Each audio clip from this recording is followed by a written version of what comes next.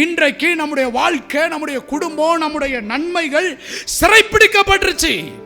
எங்கேயோ தப்பு பண்ணிட்டோம், எங்கேயோ கேர்லெஸ்ஸா இருந்துட்டோம், எங்கேயோ ஒரு மிஸ்டேக் நடந்துருச்சு. ஆனா அதில் அப்படியே அமிழ்ந்து, அதில் அப்படியே மயங்கி அது அப்படியே போகட்டும்.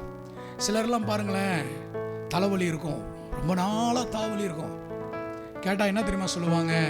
அது எனக்கு பழகிருச்சுங்க. எப்படிங்க?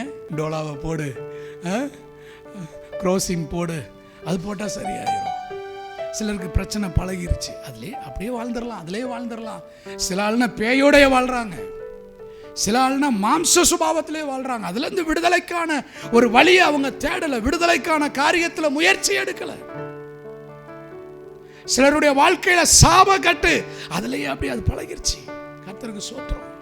சிலருடைய வாழ்க்கையில சிறையிருப்பு, அந்த சிறையிருப்புல இருந்து வெளியே வரணுன்ற எண்ணம் இல்லை, விடுதலைக்கான முயற்சி எடுக்கணும்னு எண்ணம் இல்லை.